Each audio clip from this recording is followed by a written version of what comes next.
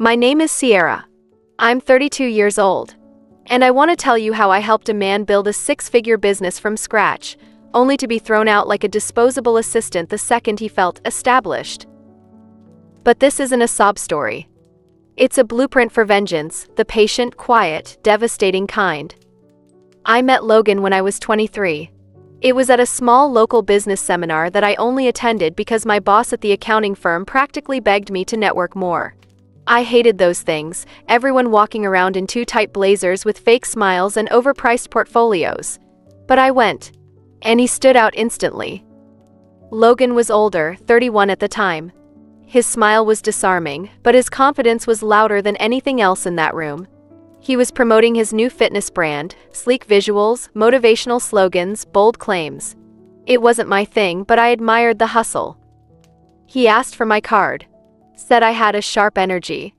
That night he followed me on Instagram and sent a DM before I even got home. By the end of the week we were texting. 2 weeks later, dating. 3 months later, inseparable. Logan was ambitious. And charming. He made you feel like your dreams mattered, as long as they didn't get in the way of his. I had a solid career at an accounting firm. I wasn't rich, but I was comfortable. I liked order. Budgets. Processes. I liked being the one behind the scenes, making sure everything ran smoothly. Logan, though? He thrived in chaos. He'd wake up with wild ideas and expect them on a website by noon. He made videos in his car, on rooftops, even once in our bathroom. He talked about disrupting the industry like he was Steve Jobs with abs. But I loved him. And when he said, "Sierra, why are you wasting your brain on someone else's company? Come work with me. Let's build something real, together." I believed him. So I did the unthinkable. I quit my job. I gave up a steady salary, health insurance, and a 401k to dive headfirst into his dream. At first it was exciting. We were a team. I handled the boring stuff, taxes, invoices, website maintenance, campaign planning. He was the face, the smile, the charm, the brand. We worked out of our apartment, took lunch breaks on the balcony, stayed up late designing programs and dreaming of passive income. We made sacrifices, shared one car, lived off savings. I picked up freelance gigs on the side just to keep our lights on while he built hype. And slowly it started working. The brand grew. Clients came in. Sponsors noticed. His following exploded. Our first $10,000 month came 2 years in. By year 3 we were making 6 figures. But something else was growing too. The cracks. He stopped asking what I thought. Started saying things like, "You're good with admin stuff. Just handle the back end." Back end? I ran our entire client system. Created all our automations. Rewrote his programs to actually make sense. I was doing 50% of the work, if not more. But my name? Wasn't anywhere. Co-founder was just a word he used in interviews to sound humble. There were no contracts. No partnership agreements. Not even a shared business account.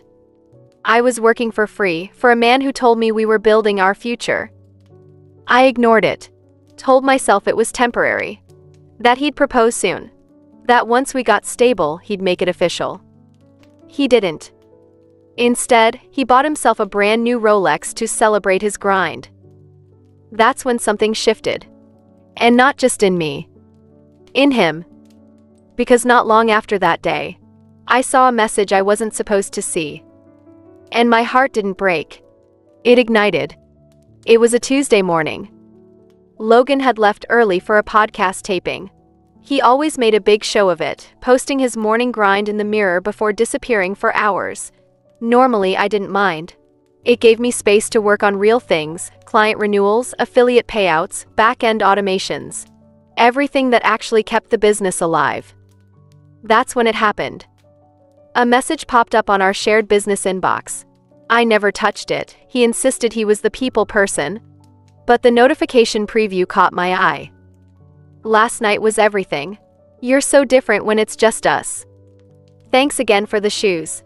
I wore them all night just like you asked." Shoes? I opened the message. Her name was Maya. And the email chain wasn't short. It had photos, inside jokes, plans. I froze. But not because I was shocked. Because I'd known. Deep down, I'd felt it for months. The sudden business dinners at 10 p.m. The late gym sessions that didn't add up. The way he started closing his laptop when I walked into the room. I clicked over to the financial dashboard. There it was, a $750 purchase 2 days ago from a high-end boutique. Charged to our business account. The category was marked as brand apparel. I laughed. Not because it was funny, but because it was so damn predictable. Logan was stupid, not in business but in betrayal. He never expected me to check.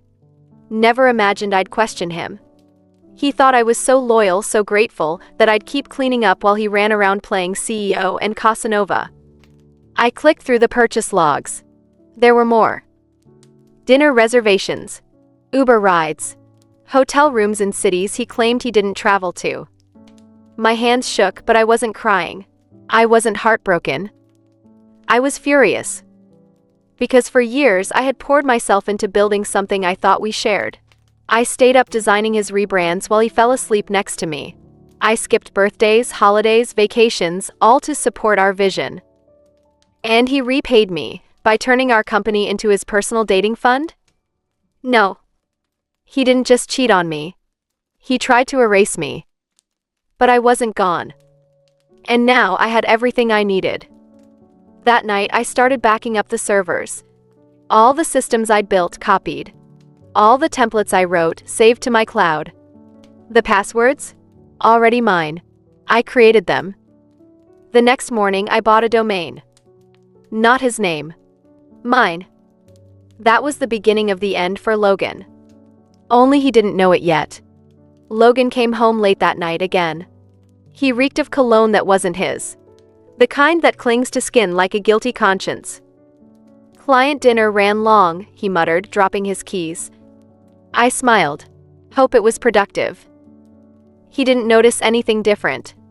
Didn't see that I'd already wiped the whiteboard clean of launch plans. Didn't realize I had removed admin access from his personal email on 3 of our integrated tools. He poured a glass of whiskey. Sat down like he owned the place. And the next morning he was gone again, this time for a men's retreat in Scottsdale. I opened my laptop and got to work. First stop, my lawyer. Her name was Ava. She was sharp, direct, and didn't blink when I said the words. I need to dissolve a business I'm not technically listed on, and take everything I created with me. Ava leaned back in her chair and said the words I didn't even realize I needed to hear. If you built it, you own it. Now let's make it official. We filed trademark paperwork for every brand asset under my name. The logo, I designed it. The programs, I wrote them. The email automations, I built them. The copy, the strategy, the systems, all mine.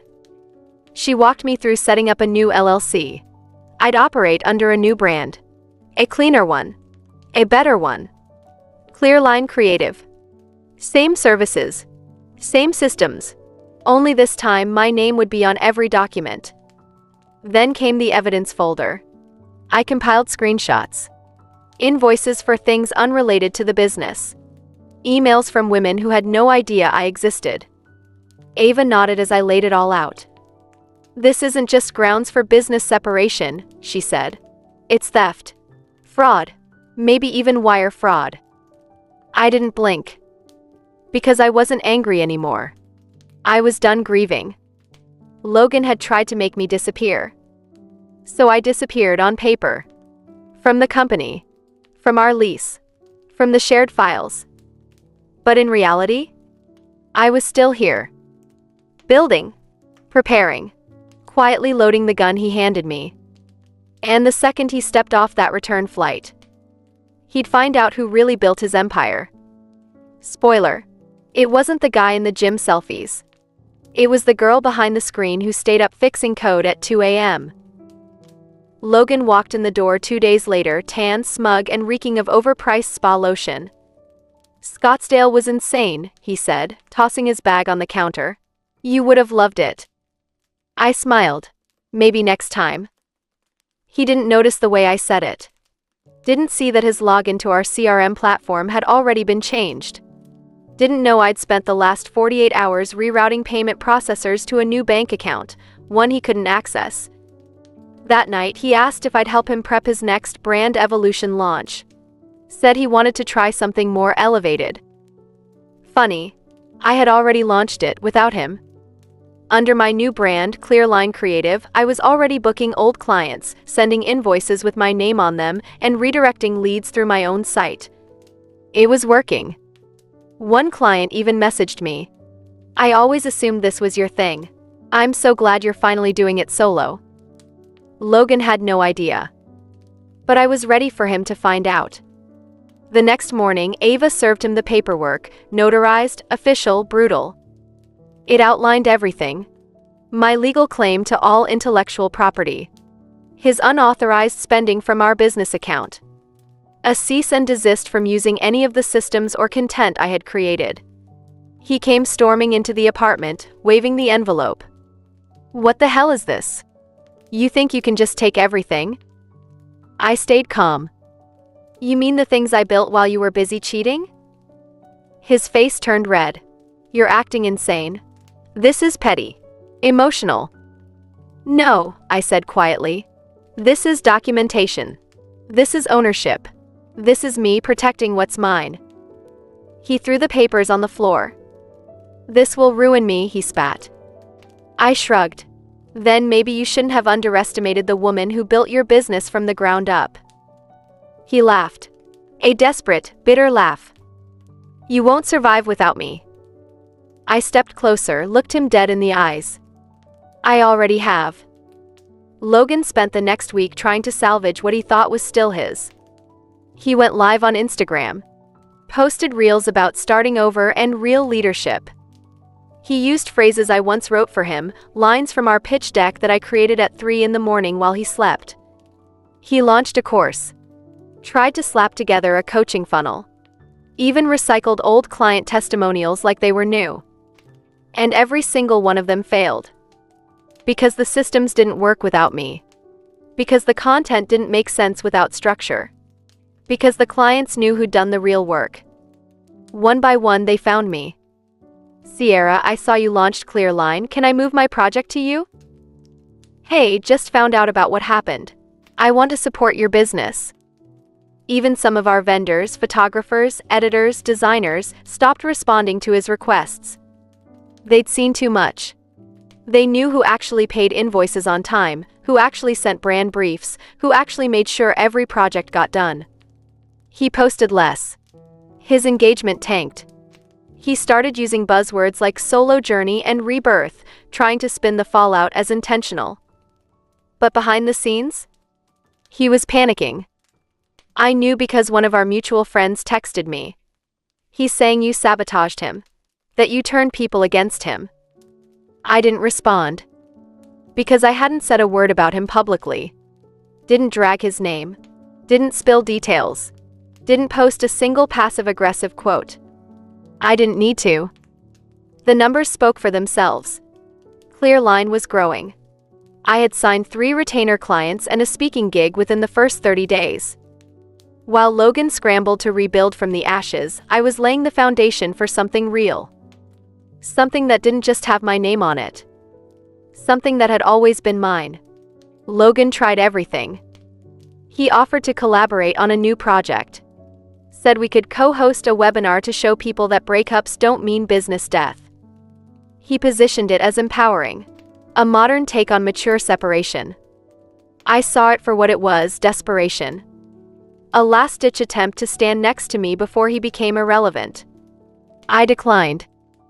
Politely, professionally, and with the kind of legal language Ava coached me to use. He didn't like that. The messages turned bitter. You'd be nothing without me. I built your confidence. Your whole brand is just a sad version of mine. I made you. That one made me laugh. Because for the first time in 2 years I could finally say the truth out loud. No, Logan. I made you. And then I realized I could do it better without the dead weight. After that, I blocked him. phone, email, all platforms.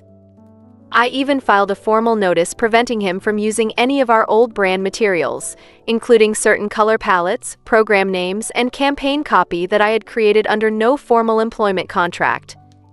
He tried to contest it, filed a dispute through the Small Business Arbitration Board, and lost. Because my lawyer had receipts, screenshots, draft history, video files with my voice giving direction, PayPal logs showing my purchases for branded gear that had come out of my personal funds. He went silent after that. Completely offline. No more videos. No more rants. Just digital dust. Meanwhile, Clearline had just hired its second part-time assistant. And I had a wait list. The same people he said would never follow a quiet girl behind the screen had followed me and stayed. Logan didn't just lose a girlfriend. He lost the strategy, the systems, the credibility, and the story. Because no one wants to buy from a guy who loses everything the moment the assistant leaves. 3 months after I launched Clearline, a podcast host reached out to me. She ran a business show for women founders, and she wanted me to talk about quiet power and what it takes to build in the shadows. At first, I hesitated. I'd spent so long being invisible that the thought of being seen like that scared me. But Ava, my lawyer, gave me a little push. "This is your moment," she said. "Tell it your way, or someone else will tell it wrong." So I did it. I sat down in front of that mic and spoke like I'd never been allowed to speak before. I didn't say Logan's name. Didn't throw shade. Didn't list receipts. But I told the truth. I talked about how some founders stand on stages while others build the floors beneath them. I talked about signing NDAs and learning to protect yourself in relationships and business. I talked about the emotional toll of being erased and the power of reclaiming your own story. The episode went viral. People messaged me nonstop. I was the girlfriend behind the brand too. This made me quit my unpaid partnership. Thank you for saying what so many of us couldn't. It was cathartic. It was freeing. It was mine. And then, of course, Logan tried to clap back. He posted a real response. Said he was tired of toxic exes riding the success of men. That women weaponized victimhood to boost engagement. His words, not mine. But the comments section wasn't kind to him. People called him out. Others posted screenshots. Some even tagged Clearline, saying they knew the real story. He deleted the video within hours. Then he sent one last email. A single line. "You won." I didn't reply. Because it wasn't about winning. It was about reclaiming what had always been mine. And now I wasn't just building behind the curtain. I was the stage. By the 6th month of running Clearline, I had something Logan never did. Stability, reputation, and peace. I didn't need to scream into a camera or rent luxury cars for Instagram stories. My work spoke for itself. My clients referred me without asking. My systems ran like a machine because they were designed with care, not ego. And Logan? He was unraveling. The last mutual friend I hadn't cut off messaged me one evening.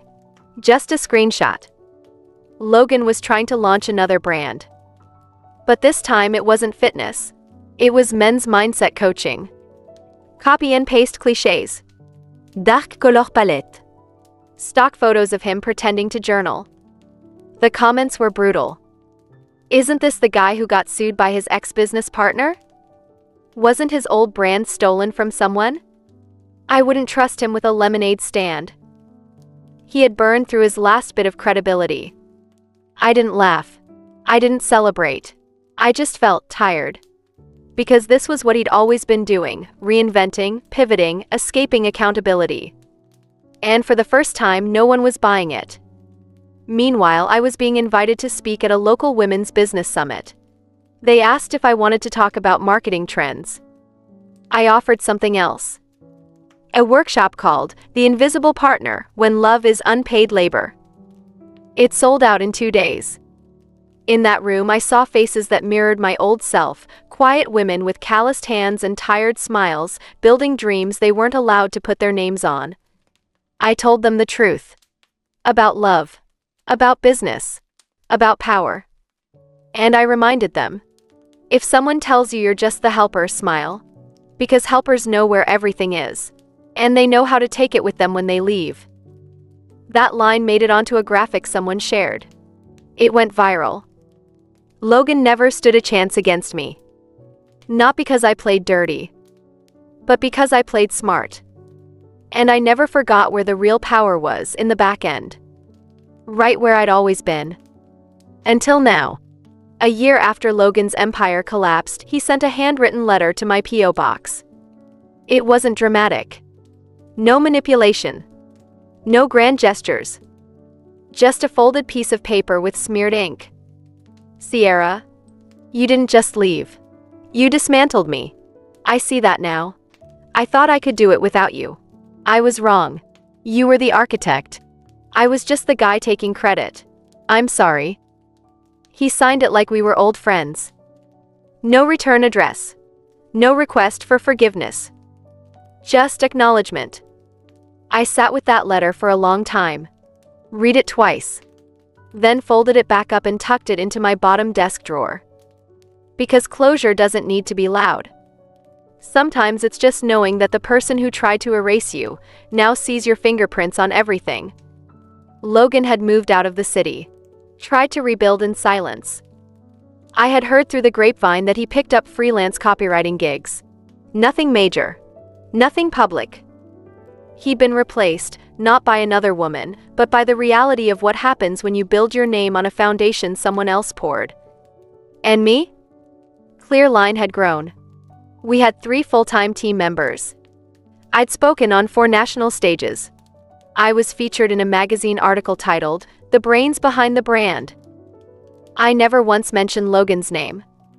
Because he didn't deserve space in my success. This wasn't about revenge anymore. It was about reclaiming the version of myself I had buried under someone else's ambition.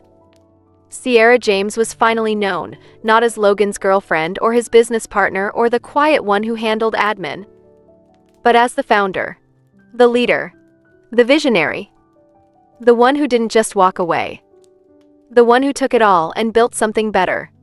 It's been 2 years since I walked away from Logan and the brand we once built together.